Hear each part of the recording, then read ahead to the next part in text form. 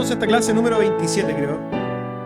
Y es esta clase que vamos a ver hoy día y es la que donde nosotros vamos a hablar de algo que en general se conoce, no se ve muy grande, pero es el Islam. La semana pasada, si ustedes bien recuerdan, hablamos de Mahoma. ¿Quién fue Mahoma? ¿Qué hizo Mahoma? ¿Dónde nació Mahoma? Etcétera. Mahoma. Así que si no sabe quién fue Mahoma, el fundador del Islam, puede irse al video, ¿cierto? Ya creo que está subido y puede ver quién fue Mahoma. Y hoy día vamos a hablar entonces del Islam. Como sabemos, y como ya lo vimos la semana pasada, el Islam fue fundada por Mahoma, ¿cierto? Aquel hombre que conocimos la semana pasada. Sabemos y supimos, mejor dicho, que Mahoma muere en el año 632 después de Cristo, siglo VII, ¿cierto? Y él muere apenas 2 años después de conquistar la ciudad de la Meca. La ciudad de la Meca, que hoy día, como todos, quizás tenemos algunas nociones, sabemos que es la ciudad sagrada del Islam, ¿cierto?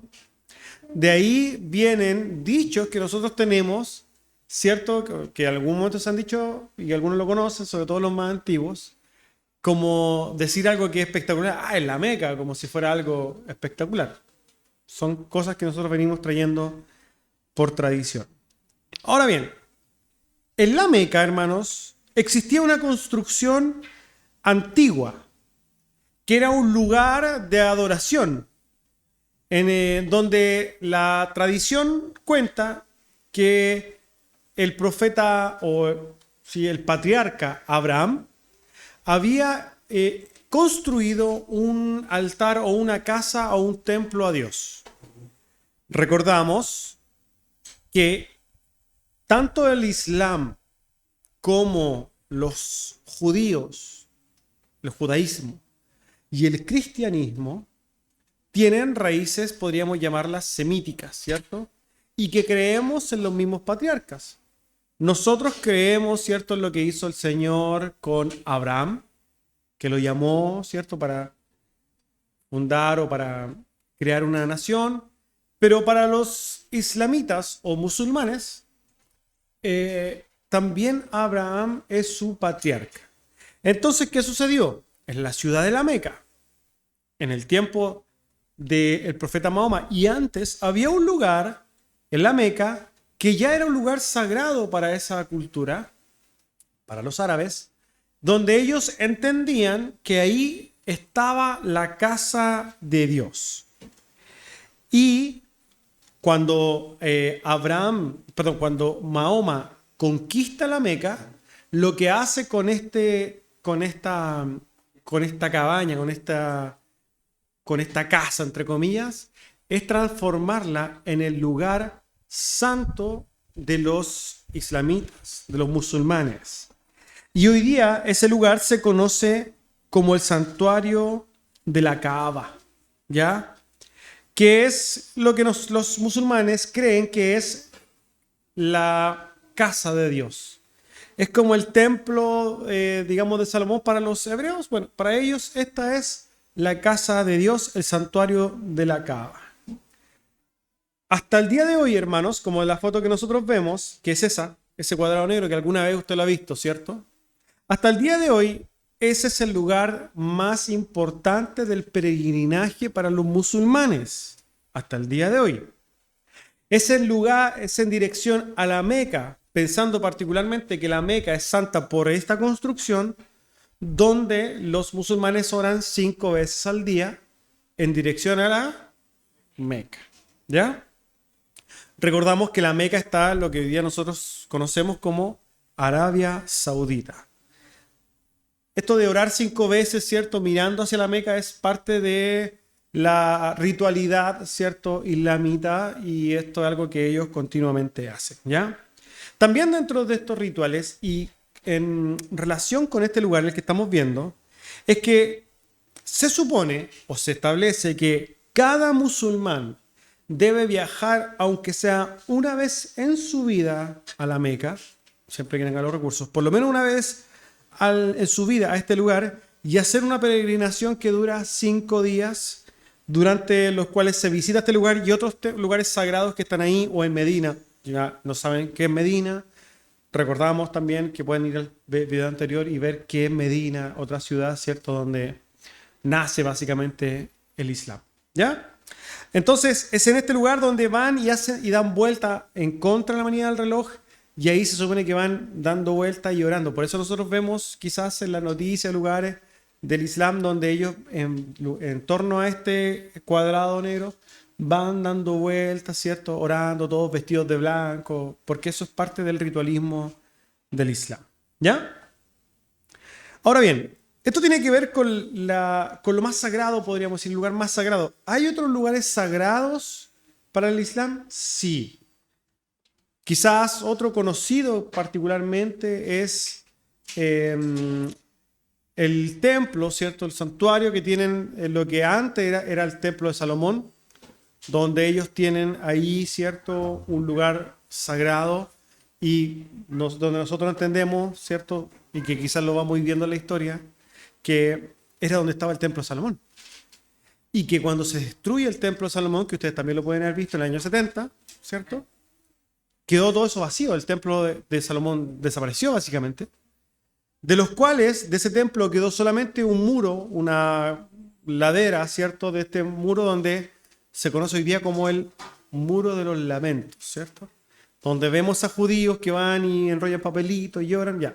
Eso era parte del templo de Salomón, pero en la parte superior, en la cúpula donde debía estar el templo, lo que hay hoy día es una, podríamos decir, una construcción, un santuario del Islam, y que básicamente también es uno de los lugares sagrados. ¿Ya?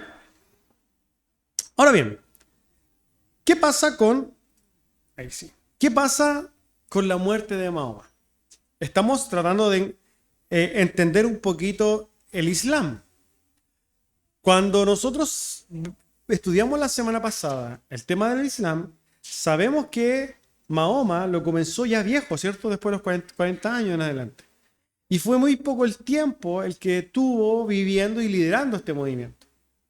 Ahora, él muere, como habíamos dicho, 2 años después de que había conquistado la ciudad de la Meca. Murió rapidito. Entonces, ¿qué pasó después de la muerte de Mahoma? ¿Quién quedó en el poder? ¿Qué pasó con el Islam? En ese tiempo el Islam estaba reducido ¿a qué? A Medina, y estaba reducido ¿a qué? A la Meca. No había más Islam que ahora. O sea, que eso, pero ahora nosotros vemos el Islam y está en gran parte del mundo. ¿Qué sucedió? Porque básicamente no fue Mahoma el que predicó hacia todos los lugares. Después de la muerte de Mahoma, otros líderes tomaron entonces el poder en estas regiones que ya habían adoptado el Islam como religión. Es así entonces como cuando nace la figura de los califas. También tiene mucha relación con la jerga, ¿cierto? Sobre todo antigua. Todos escuchamos, oye, que es califa, ¿cierto? ¿Por qué? ¿A qué se le llamaba? Al lacho, ¿cierto? Al hombre mujeriego. ¿Y es por qué? Porque viene de esta misma, digamos, herencia, los califas, que eran los líderes del Islam, y que básicamente nosotros entendemos que tenían más de una mujer, ¿cierto? Nosotros vimos que ya que Mahoma tenía 11, ¿cierto? Entonces, de ahí vienen califas, que los primeros que nosotros encontramos es Abu Bakr, Umar, Usman y Ali. 4 califas que sucedieron a Mahoma. Y ellos, en sus gobiernos, vamos a llamarlo así, porque también aquí hay una mezcla entre lo religioso y lo civil, ellos empiezan a impulsan la expansión del Islam hacia Siria, Armenia, lugares que estaban ahí en Mesopotamia, incluso hasta Asia, Persia y norte de África. En el año 661, y aquí podemos verlo, hermano, para que puedan verlo. Si nosotros nos fijamos en la parte que es más naranja ahí, eso es, pensemos así, Arabia Saudita. Ahí están esos dos puntos que se ven, Medina y la Meca. Pero nosotros vemos que bajo los sultanes que vienen, hay un color que no lo distingo muy bien acá, pero es un poquito más claro que el naranjo, donde perdón, está delimitado por lo amarillo. Y hasta ahí donde en este tiempo ya el Islam se había expandido, empieza a conquistar harto, hermano.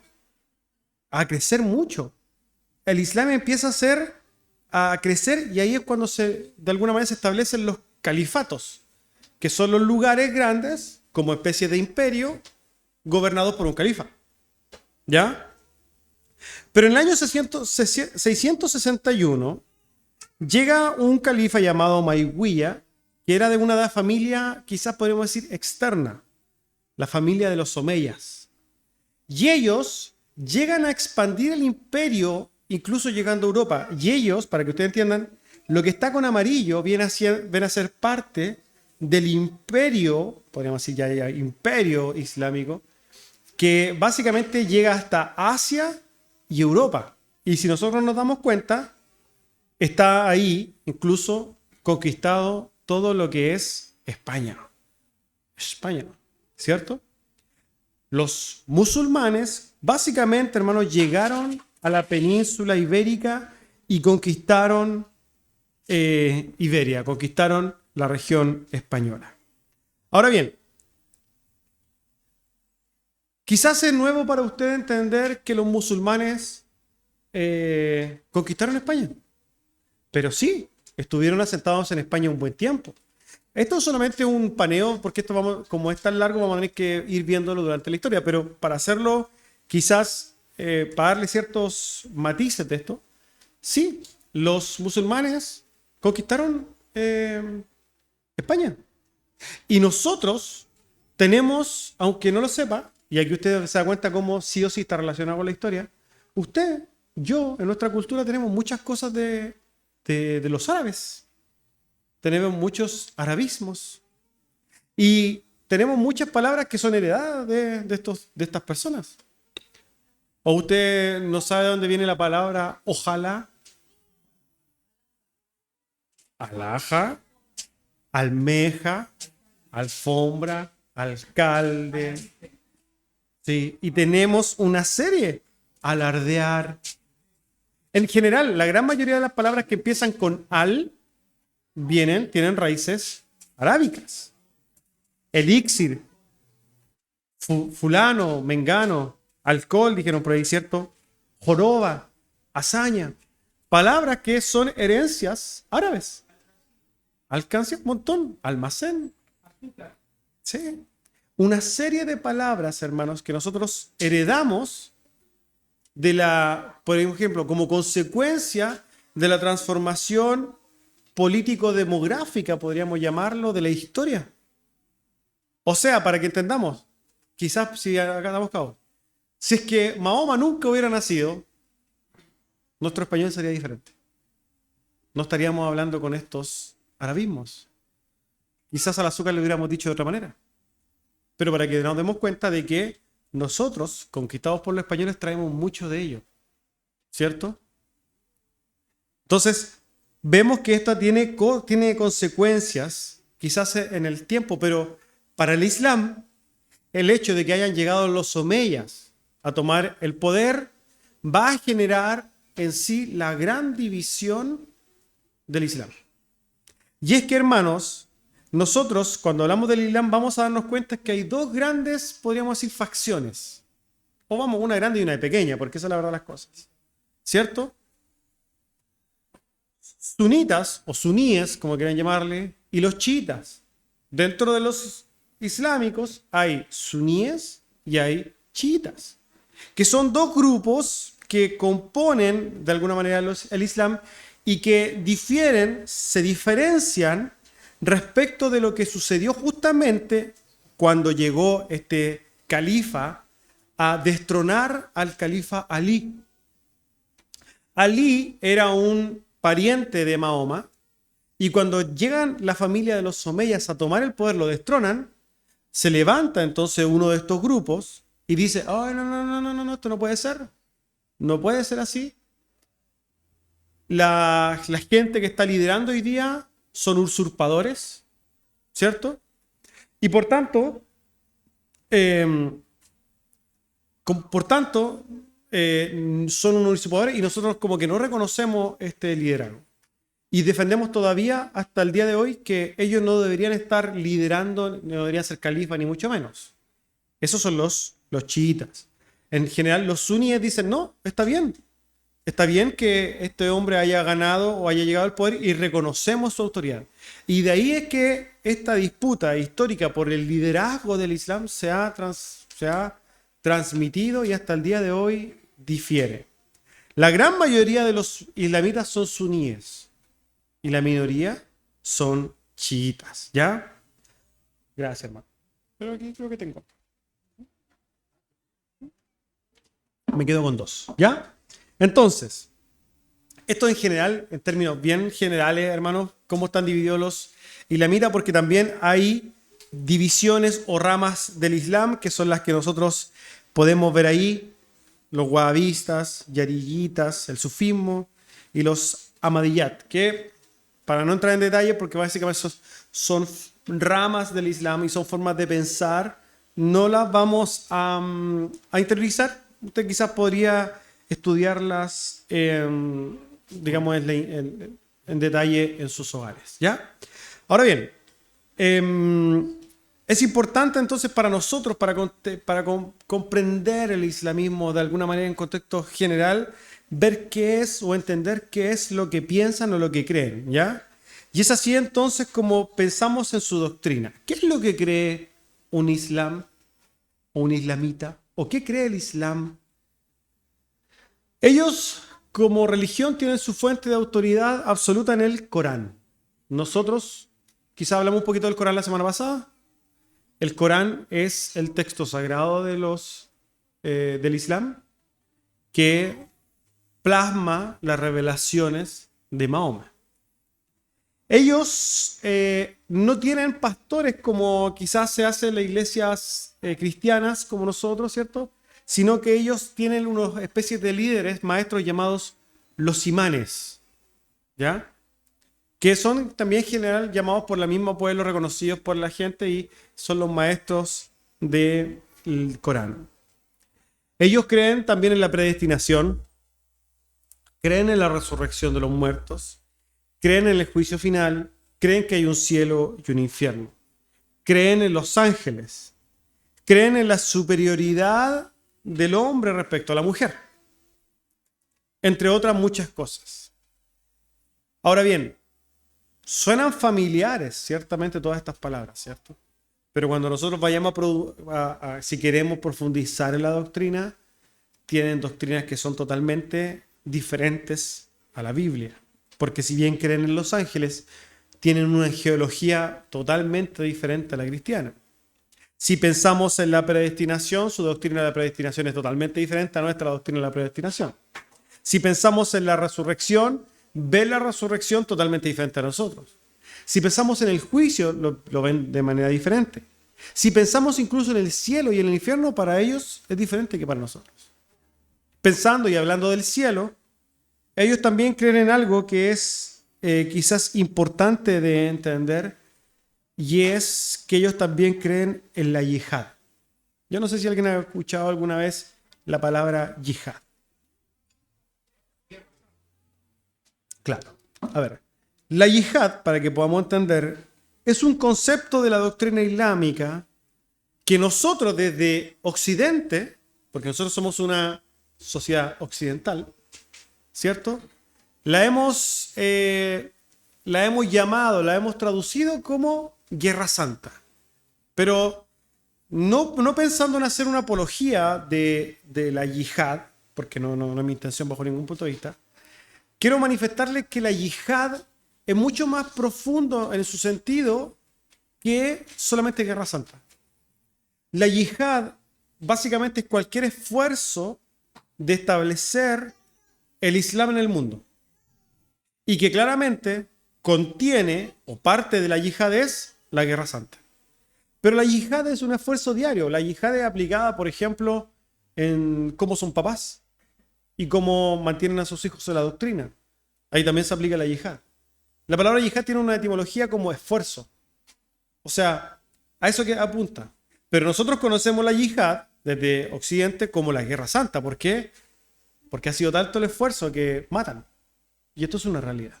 Nosotros ahí vemos una presentación de los grupos que hoy día nosotros quizás podríamos decir, estos son grupos islámicos radicales, que quizás conocemos, algunos hemos escuchado, ¿cierto? El Boko Haram, ¿cierto?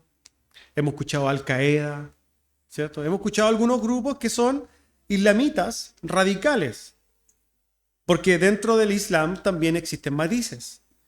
Existen islamitas moderados, pero en su gran parte son islamitas muy entregados, y existen facciones que son derechamente radicales terroristas. Esa es la verdad de las cosas. Ahora bien, nosotros podemos quizás enfatizar la yihad desde la perspectiva de Guerra Santa, porque es lo que de alguna manera nosotros estamos más expuestos de la yihad. Y en ese sentido, la yihad ha encontrado en la guerra, en la sangre, en el derramamiento de sangre, su herramienta más grande de evangelización. Cuando nosotros vamos a ver, hermanos, o quizás si pensáramos en volver a la presentación anterior, de cómo se expandió el Islam y cómo lo hizo tan rápido, créame que no fue a través de misioneros que predican el Evangelio. El Islam creció a punta de sable, a punta de lanza, a punta de caballería y a punta de sangre. El islamismo siempre ha crecido, y si nosotros pensamos y vemos algún gráfico de crecimiento de religiones, hoy día nosotros nos vamos a dar cuenta que los islamitas son la segunda religión más grande del mundo. Y eso sola y únicamente porque cuando hablamos de cristianos nos meten a todos en el mismo bolso. A todos. Católicos, evangélicos, bautistas, todos. Si los sumamos todos los cristianos somos más que ellos, pero si nos separaran por denominación, serían muchos más. Son muchos, son millones, hermanos. Y por tanto, nosotros podemos ver que en esta yihad, en ellos ha surgido efecto. ¿Por qué? Porque todas las expansiones que han tenido de territorio durante la historia han sido, como hemos dicho, a punta de guerra. Contra árabes mismos, ¿cierto? Porque árabe no es lo mismo que musulmán, ¿cierto? Árabe es alguien que nace en una región arábica. Musulmán es aquel que adopta, ¿cierto?, el Islam. Son diferentes. Dentro de regiones árabes encontramos árabes cristianos, ¿cierto? Hay árabes cristianos y árabes musulmanes en su gran mayoría. Pero si nosotros vemos cómo los musulmanes gobiernan en los lugares que gobiernan, nosotros nos vamos a dar cuenta, hermanos, de que el Islam no solamente ocupa muchos lugares hoy día, sino que ejerce mucha presión. Nosotros relacionamos la yihad y automáticamente recordamos secuestros de niños, películas que hemos visto donde en África, sobre todo, son impresionantes, Medio Oriente, los degollamientos masivos, todo eso son parte de la yihad, de la Guerra Santa. ¿Y por qué le hacía esta referencia al cielo, que es muy distinta a la de nosotros? Porque dentro de las premisas de la yihad hay una que postula que dice que si uno muere en la yihad o ejerciendo la yihad, se va directamente al cielo. Y el problema no sería tanto la salvación por obras, que ya sería algo malo, sino que el cielo que se le vende a los jóvenes suicidas, porque ellos son los que se ponen bombas y explotan, es porque ellos van con ciertas promesas. Sus líderes les prometen que si ellos mueren en la yihad van a llegar al paraíso, donde en el paraíso van a tener muchas mujeres y van a poder tener mucho sexo. Ese es el paraíso, cierto, pervertido de los islamitas, cuando presentan y cuando pelean la yihad. Por eso estos hombres, pensando en eso y creyéndolo de verdad, están dispuestos a ponerse una bomba y hacer un atentado. Así funciona, hermanos. Es terrible. Hermanos, quiero que vean esto. Este es un mapa del Islam hoy día? ¿Dónde está más o menos diseminado el Islam? Si nosotros nos damos cuenta, África en su gran mayoría está gobernada por el Islam. Medio Oriente, toda la región arábica y llegando a muchas regiones de Asia, hay mucho Islam. Pero al lado tenemos un gráfico de los 50 países con mayor persecución, por ejemplo, hacia los cristianos. Y si nosotros hacemos un comparativo, que quizás en espacio no lo pueden comparar por diseño porque están diferentes armados, podemos ver claramente que el mapa nos muestra exclusivamente que coincidentemente en los lugares donde hay más persecución es donde hay islamismo. ¿Por qué? Porque el Islam y esta yihad también se conecta con ejercer dominio desde el liderazgo, desde países que adoptan cierto el Islam y se toman sus leyes, básicamente tratan a los cristianos como infrahumanos, no tienen derechos, no pueden predicar, no pueden hacer una serie de cosas, es perseguido. En muchos países, ¿cierto?, ya más radicales, el cristianismo es perseguido hasta la muerte. Entonces nosotros vemos que hay una relación directa, hermanos, entre la persecución hacia los cristianos y el Islam. ¿Por qué? Porque la yihad es algo que hacen siempre. Y por muy moderados pueden ser, pero son moderados cuando se quieren introducir a lugares donde no pueden. Porque si nosotros nos vemos, cuando empezaron a invadir Europa, y nosotros ya hemos comentado esto, que Europa en 50 años va a ser islamita, ¿cierto?, musulmana. Cuando ellos llegaron a esas regiones, llegaban calladitos. Pero ya sabemos que tienen lugares donde la autoridad no entra, la autoridad de los países no entra. Ya vemos que hay muchos musulmanes que están tomando cargos políticos, ¿cierto? Ya podemos ver en fotos y un montón de cosas que en Europa hay un montón de mujeres que andan tapadas enteras en las plazas. Y estamos hablando de Europa. Hermanos. Y a Latinoamérica hace mucho rato que están metiéndose. Y entran como, aquí está el Corán, que está lindo, ¿cierto? Y lo venden. Claro, son moderados. Pero cuando tienen el poder, a punta de metralla, pues, hermano, así es. Entonces, hay que tener ojo con esta situación. Hablando de lo mismo, este es un gráfico de la esclavitud. Porque muchos pensamos que la esclavitud se abolió, ¿cierto?, a siglo XIX. Ahí ya no había esclavos. Y no, hermanos, hoy día hay esclavos. Se estima que en el mundo hay más de 30 millones de esclavos. Más de 30 millones de esclavos. Todo este país, metamos a todo Paraguay, todo Uruguay,